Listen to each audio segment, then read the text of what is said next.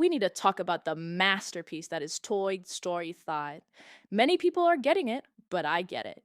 I went to see the movie for the second time in theaters today, and I cried even more than I did the first time. Is that embarrassing? Well, yes, but I don't care because that movie made me feel something, and that's what movies are supposed to do. There is so much meaning to this movie, and the naysayers will say otherwise, but they're wrong. It talks about friendship, self esteem, tolerating differences. The list is endless. The naysayers will say that the movie was just saying technology is bad, but those idiots just missed the point. Was there elements of that? Sure, but that's not the main point of the movie. Jessie wouldn't have befriended Lilypad and the other tech toys if the lesson of the movie was just technology is bad. So let's cut the bullshit, okay? The movie has several meaningful messages that it's trying to portray. So let's start off with the concept of finding a genuine friendship. Bonnie is different from the other kids, so she struggles to find friends who understand her. I think she might have some kind of autism, but that's beside the point. Most of the characters in the movie were trying to get Bonnie to make friends in their own way. Even Lilypad was doing what she thought was best for Bonnie, even though she was obviously wrong. Anyways, because Bonnie was different, Jessie knew that for her to find friends, she would have to find someone who can understand her.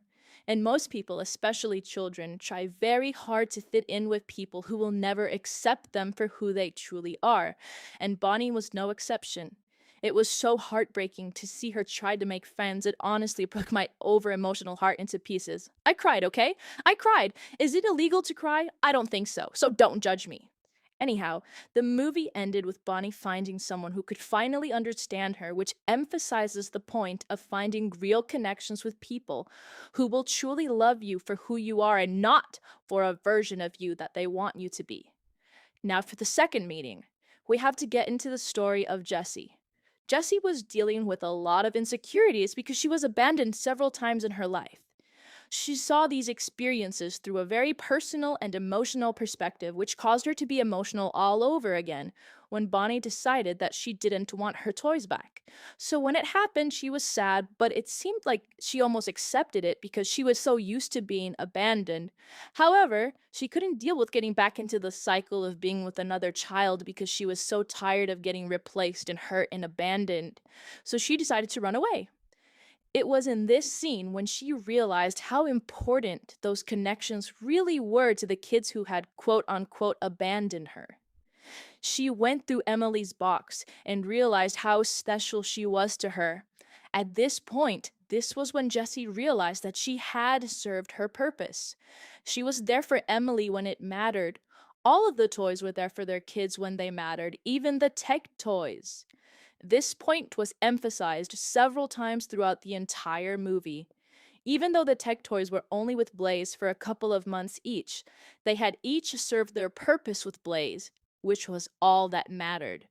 If we apply this to our real lives, this also applies to our friendships, our relationships, and our connections with people in general. Oftentimes, we can be like Jessie and only look at the past connections to an emotional lens. But we often fail to realize that every single connection has served a purpose in our lives, whether it was to teach us a lesson, or to make us feel loved, or to make us see things in a different way. Every single connection that we have with another person has served a purpose. And here come the waterworks. Just because the connection with someone ends does not mean that your time was wasted, because they loved you and cared about you during those times when it mattered, and they served their purpose in your life, even if it wasn't a long time. And, I just think about my old friends and people that just aren't in my life anymore, and it makes me emotional because I had never thought about it in that way until I watched this movie. Which is why this movie is genuinely so profound, and it irks me that people don't understand the true meme of this movie. Let me tell you, I genuinely cried at least like 5 times watching this movie, including the intro, because they played When Somebody Loved Me. I'm an over emotional bitch, okay? Is that such a bad thing? No, I don't think it is, and I'm tired of this nonchalant society that constantly tries to make this feel otherwise. Anyways, that's enough ranting for today. The song Taylor made for this movie sucks, by the way.